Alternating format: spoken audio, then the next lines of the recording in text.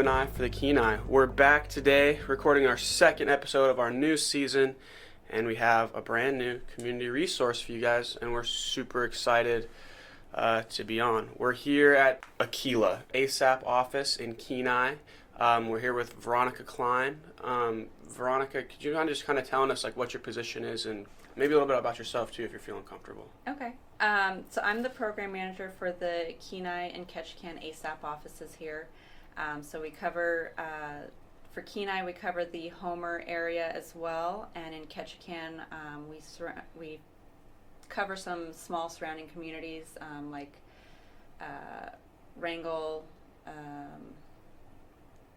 We have a couple cases from Juneau, Metlakatla, and some other smaller communities there. And ASAP is a misdemeanor probation office, so we monitor the treatment and compliance for the court and or DMV. Personally, I was born and raised here in Alaska. I've spent most of my time here on the Kenai Peninsula. I lived for a few years up in Anchorage, but I'm back down here and probably for good. I do enjoy being here on the Kenai, and it's my home. I went to school here in the community, and my husband lives here. We both grew up here. He went to school in the community, and we've got one daughter, and she'll be going to school just like we did. Yeah. That's super cool. Awesome. So what differentiates ASAP from other like probation entities, right? So like what is there like a certain, does it serve a certain population or is it? Yeah, so there are multiple ASAP offices throughout the state of Alaska, the main one being in Anchorage, and then there's the smaller outlying ones, and we're one of them. So we take on misdemeanor cases that involve alcohol or drugs from the court. So anyone who's got a criminal charge and is ordered to ASAP because there were alcohol or drugs involved in their cases come through the ASAP program.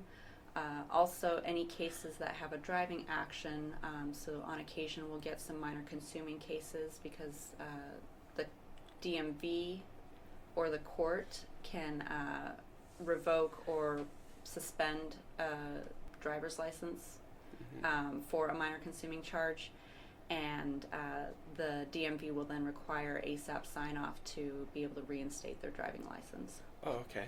That makes sense. And so what is AKEELA and kind of where do like ASAP and AKEELA either converge and split, I guess? So AKEELA, I like to call is like our parent company. They hold the ASAP grant for the Kenai and Ketchikan offices. We're just not clinical. We're the prevention probation side of AKEELA. Right. So AKEELA themselves have many offices and various programs throughout Alaska, and we're just one of the programs that they have. Right. And so what are some of those programs? So AKEELA has some residential programs. They've got outpatient.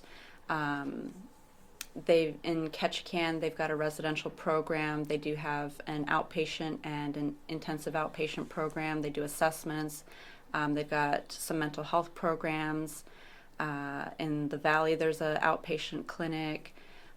We also have a program in Juneau. I'm not super familiar with the program in Juneau, but I do know that they work with children and their families. Okay. Juneau hosts our therapeutic foster care program as well as our children's mental health outpatient program. Okay, yeah, so for anybody that might not have heard that, Juneau's office also has a therapeutic foster program and a children's mental health program as well. So for anybody that's listening that might be in Juneau and might be in need of services, reach out, find out some more information there as well. And so so I guess what I'm envisioning is you guys get a case from the court, and do people have to either like report to Anchorage or they go through like some sort of rehabilitation program with you guys as well as doing their probation, or is it separate? Kind of how does that process work? So once someone is sentenced in their case, typically we take DUI cases from the court. So if someone went to court and was sentenced guilty in a DUI case, part of their probation terms would be to complete the ASAP program. The court's going to send that judgment over with the order to do ASAP to us. we're going to open up their case and get them started, and they're supposed to give us a call or make contact within 10 days or whatever the time period specified on the judgment.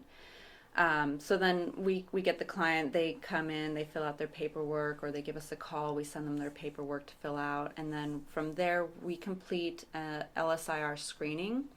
It's the Level Service Inventory Risk Assessment, not really assessment, but it's a screening tool that the state has ASAP using now.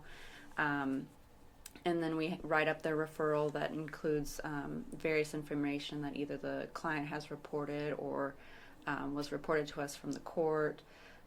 Criminal history backgrounds come in from the state and are reported on those. And we work with the client to get them paired with a treatment agency in the area that they live in, that they can do their assessment and follow through with their recommendations. So once we get that referral sent off to the agency, so like if someone's interested in going to Sakata or Denina or Serenity House, we send off that referral, let the client know you need to get into contact with this agency and get scheduled for your assessment. Once that assessment's complete, we get the recommendations back from the treatment agency, see what it is they're recommended to, you know, if you're recommended to a 0.5 education class, if you're recommended to level 1 outpatient, IOP, residential, and then if that facility is able to provide those services, most oftentimes the client stays with that agency. Other times, if a program doesn't have a residential facility, then we work with them to get them somewhere else into a residential facility. And we do have people that sometimes will go up to Anchorage to a facility, or if they move, if they're out of state, or we had someone come up for fishing season and got a DUI, but now they're out of state. So we work all throughout the state and even the nation. You know, we have many clients that are out of state, but the basic gist of what they're doing is doing an assessment, following through with the recommendation, and then ASAP follows the client all the way through till they complete that recommendation in full and sign off that they've completed everything, either for the DMV or if the court needs to know, or whatever else needs to happen at that point. So say I get DUI, which I won't, but if I'm familiar with or know about ASAP and AKEELA, can I like have my lawyer request that like as something that like maybe like I need, you know what I mean? Sometimes I write letters. So we have clients that will open cases pre-sentencing. The only cases we can take pre-sentencing are DUI cases, because they will more than likely have to have that sign off for the DMV to get their license back.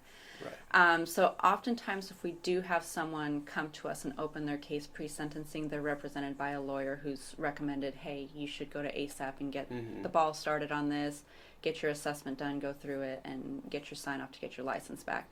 Oftentimes clients will complete ASAP and they won't get sentenced for another 6 months or so. Right. But then the court will send that document to us, the judgment saying that they're ordered to ASAP. We'll pull up their file in the system, see that they've already completed for this case, and that's it. Right. They'll be done.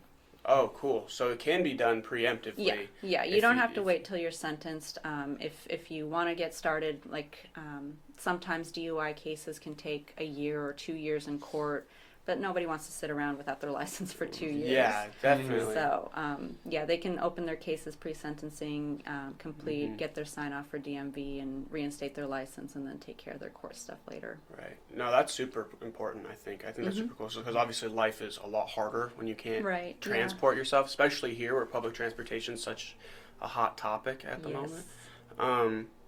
The other thing I think is cool about doing it preemptively, or I think that's important for our audience to know about doing it preemptively, because I think what happens is like when these things happen and people are like, they just like, and if you don't know what to do, or like if you don't have family members who know what to do, like if your dad, brother, sister, mom's not a lawyer, like navigating the system can be like very treacherous at times. And so I think like for anyone that's listening, that's super cool if you know anybody or if you have like family or friends that are in a predicament as this, like either to bring it up with the lawyer or bring it up to them to have it bring it up to their lawyer and maybe get a head start so that you're not getting set back for 2 years, you know, because of hopefully one mistake you made. But I think that's super cool.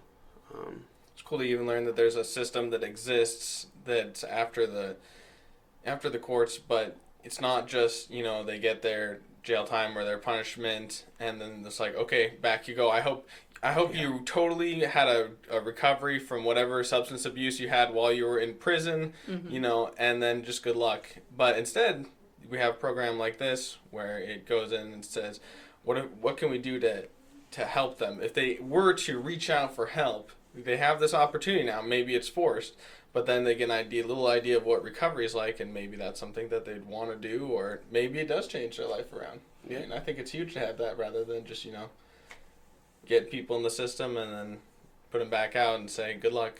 Yeah. Yeah, it offers a level of accountability too. If you've got probation terms that you've got to follow, having an office that is there to help you and make sure that you're following through with what you need to do, so you don't have any more issues. You don't get a violating condition of release or something. It's helpful, and we can't always take every single case. There are different circumstances, like we don't take felony cases, that goes to felony probation. But our office, all of our staff here have just so much knowledge of our program and how it works and what's required of you that, even if you don't know what you should be doing, if you give us a call, we'll ask you some basic questions, see what your situation is, and try and point you in the right direction for what you should be doing. Cool. So you guys also function as kind of a knowledge base because you have all these resources on hand that you know about. So if someone were to call you, say, hey, where would I go for this? And you point them in the right direction. We've had people call up and say, I've got a friend who could really use some help. We don't know where to send them to. We don't know where to send them for an assessment or what they should do. And we can give them some agency names and phone numbers and let them know what programs they offer or what order they should do stuff in. Okay. They may not even have a criminal charge, but we know people who've been in that situation and just want some help. And if we can point them in the right direction to better their lives, better. Yeah, absolutely. Like kind of going back to that same point, I think like having someone to help you like navigate these systems is like so awesome, because like I don't know, I feel like especially if you don't have a license and like you don't have transportation and like you just don't even know where to start, like the whole thing just seems so daunting. You're like, you kind of feel defeated before you really even start. And I think that's like kind of taking that edge off, I guess, is like super cool. So so do you stay in contact as you're like working through this process? I assume you stay in contact fairly regularly with your clients. Usually in the beginning we have a lot of contact with them. Once they get through their assessment and get into their treatment program, we don't contact as much because they're in their program, they're doing their outpatient groups or whatever they need to be doing, and we just let them know, hey, if anything changes, let us know so we can stay in the loop. But otherwise, we're going to be getting updates from your counselor to make sure that you're doing what you need to do. And then once you complete, that'll be the end of it with ASAP. But if someone is particularly struggling with the whole process, we keep in closer contact with them. If someone came in, got their assessment done, got into treatment, has been making all their groups, and they've been doing pretty well, they understand what they should be doing, we don't need to be so hands-on with that client. Right. Yeah. But you stay in contact with, like, so say someone's doing outpatient, you stay in contact with, like, counselors or people like that. Yeah, I think that's super important, too, actually. Like, that second layer of accountability. It's like, I just kind of got my wheels spinning, and I'm thinking, like, man, if I'm in it, and I go to this, and they're like, okay, go to outpatient, here you go, here's a number. And, like, I didn't have anybody checking in on me, like, I might not be going outpatient too often, but I mean, does that stuff like that happen? It does, yeah. We keep in contact with the treatment agencies and send periodic status requests to find out, that John's been doing what he needs to be doing, and he's been making all his groups, and he's been having his clean UAs and everything, and just get periodic updates. He's halfway through the program. He's got 3 more groups he needs to make. He should be graduating by the end of next month, that sort of thing. Just to make sure that everyone's doing what they need to be doing. When somebody does stop doing what they're supposed to be doing, we call it a non-compliance, and so a counselor can send that update back and say, hey, John's had 3 unexcused absences, or he had a dirty UA, and that violates our policy. So then we start, if we can get a hold of them by phone, we usually try that. Otherwise, we send them a non-compliance letter that says, hey, you messed up, your counselor said you're not in groups anymore, you need to reach out to us and let's get this fixed before we have to send it back to the court. If someone is non-compliant and they don't reach back out to ASAP, they don't get back into contact, get back into compliance, we have to file a non-compliance affidavit with the DA's office, and then that's going to result in court hearings again. Right, back into that. Mm-hmm.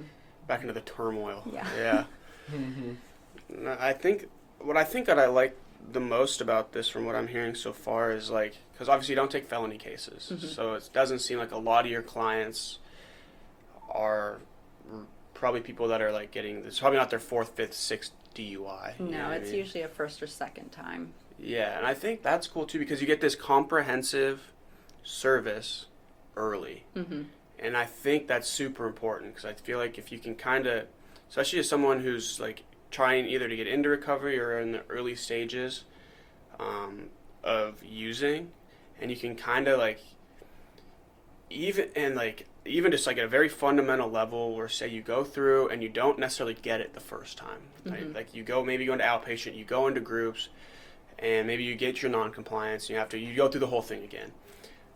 I like, from what we've heard and a lot of like recovery stories and people that we've talked to, is that even just getting into these groups and then, going through it and then coming out, and maybe you get back into it again, when all that, like, I don't like this term, but I can't think of another one, like the AA rhetoric, Mm-hmm. or whatever your program is, it's so familiar the second time or the third time that it actually just starts to sink in better. Yeah.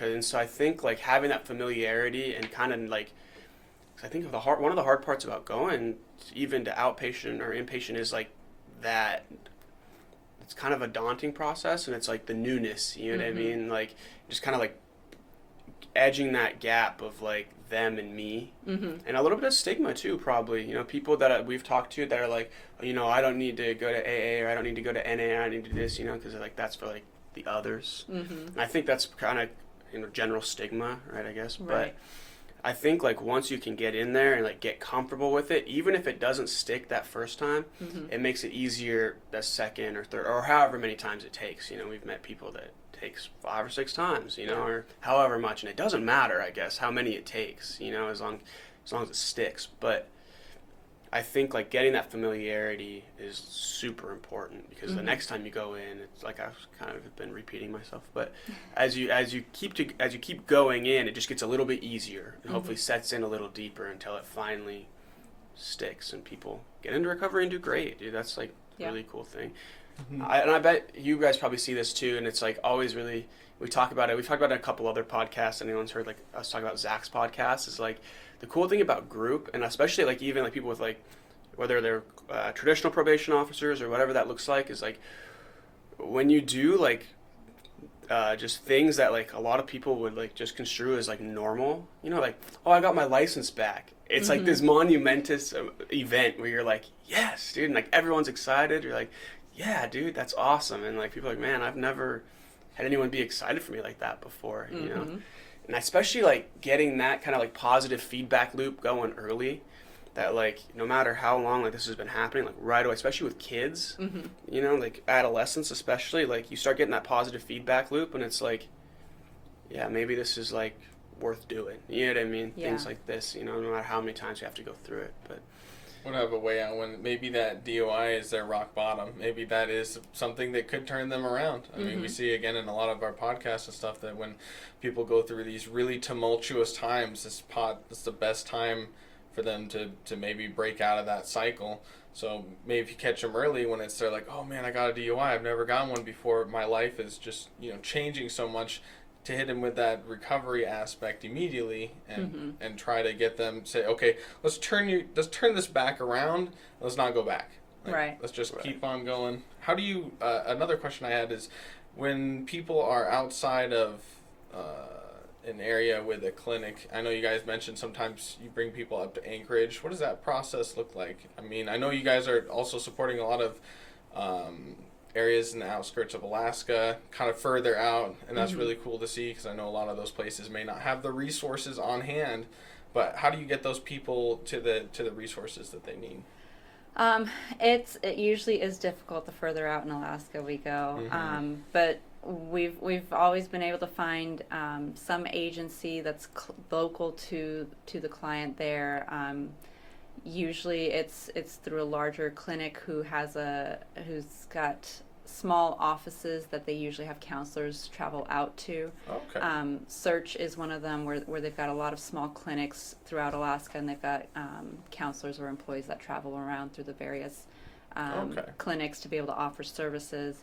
So first step is definitely pairing someone with an agency that they can at least get their assessment done. We get those recommendations. A lot of the legwork ends up going through the counselor who did the assessment, if it's especially for residential treatment. We always ask our clients if you've got Medicaid or insurance to help with travel if you need to go to a residential facility that's not in your area. But otherwise, if a counselor's not able to help them, or the client's having issues working with that counselor, then we work with them. We find out what agency are you interested in going to. Let's get the application packet for them. We'll send it to you. You fill it out. We can send it to the agency and get you in contact with them. We'll say AKEELA or Serenity House or CITC, Clitheroe. We'll get you the paperwork, get you connected with them. We'll submit your recommendations for residential. They're going to do their releases to get in contact with the agency that did the assessment, and then get you your plane ticket and get you into treatment. Yeah. Oh, that's awesome. That is super cool. I mean, I feel like even you go, I don't know how many years you guys have been around, but before that, I feel like there were very few options for, get into that sort of situation, and then you just go into jail and get out, and, there's no opportunity. Like, if you turn things around, if you start really doing taking the right steps, you will get rewarded, basically. You get the stuff that's going to make your life a lot harder. Some of that goes away. So I think it's great that those communities now have these kinds of resources. Yeah, definitely. And I think it's cool to have, because what I like is the separation between, there seems to be and not a gap in communication really, or a gap that's so really concrete, or but the gap, it feels like a gap. And I think that's important between the court and then ASAP, and then wherever you do your outpatient or inpatient or whatever that looks like. Because I feel kids or whoever, you get MIPs, you get DUIs, and they're okay, meet up with your probation officer, get your AA check signed, and just show up, dude. And you're okay, there's not a lot of real hands-on direction in that, Yeah. And I feel having this kind of full net support of no, okay, you're gonna go here, and I know it was mandated by the court, but you're not going to the basement of the courthouse to do your group, or things like that. There's a cool separation there that okay, these people are gonna help me, so I don't have to go there anymore. I think that's pretty cool. Yeah. Especially for people on the outskirts, because I'm sure in some small towns, your AA group is very much in the basement of your courthouse. Right. It's I don't know, that would be stressful, but no, I like that there's a separation, and that you can kind of come here to get help, and there's a whole support system, because it kind of feels and I obviously have no reasonable basis for this, but it feels it's kind of we're gonna help you, because I said, we're gonna help you so you don't have to go deal with that anymore. Because every time I talk to people about the court system, dude, it's never a pleasant experience. A necessary experience at times, but never a good time. Right. You go there and it's man, you gotta wait, and it's stressful, and there's people literally judging you the whole time you're there, and then you come back, honestly though, and then but it's nice to come here and have some support, and to have all that help too. You don't have to go fill out your own pack, or you do have to fill out your own packet, obviously, but you'll get the paperwork for them. You'll help them get all set up, and then all they really have to, and help them get their license back, hopefully, so that really all they actually have to do is just show up. Yeah. And that makes it so much better. Yeah. You can just show up, focus on whatever it is you have to focus on, your recovery, your steps, whatever that may look like. And that's what you get to do. You don't have to worry about steps A, B, C, and D. You get to worry about step me and just go. Yeah, which I think is pretty cool. We're here as a resource. If somebody just needs to talk and say, hey, this is what I'm going through with my groups, or this is how things are going for me through this process. We're here to listen. We're here to talk with you and try and help you get through this, because that's our job. We're here to help you get through it. Yeah. Do you guys ever have people call in with court questions, seeing you as, maybe putting those two together in their head and being like, oh, they probably know? Like, do you guys give advice on that, or can you? We can't give legal advice. We always tell clients to, talk to your attorney or your public defender or legal representative. But in regards to ASAP and what's expected for you for the courts, we can explain that and how that works. Okay. Cool. All right. Well, thank you, Veronika, for coming and talking to us today. We're super excited to have you guys on. Thank you for having me. Yeah, of course. So, like we said, for anybody out there, now that you're familiar with the ASAP program, if you feel like that best suits your needs, or that's something, or you just need some advice that they can give you, not to guarantee they can give you all the advice you need, but it's definitely a good place to start for anybody who might be in any of the situations we talked about before. Veronika will have you give us some contact information for the ASAP office here in Kenai real fast. Yeah, we've got a 1-800 number. It is 1-800-679-6587, or our local number is 907-283-6586. We are located in Kenai at the PCHS Binco building at 805 Frontage Road, Suite 200B as in boy. We do have a mailing address. Our P.O. Box is 1410, Kenai, Alaska 99611. And again, we do cover the Kenai and Ketchikan areas, so we're here to help you if you need it. Yeah, give them a call and they'll do everything they can for you. Thank you very much for listening. This was You and I for the Kenai. Remember to find us on Facebook. Give us any feedback. Tell us what you think, or just say hi.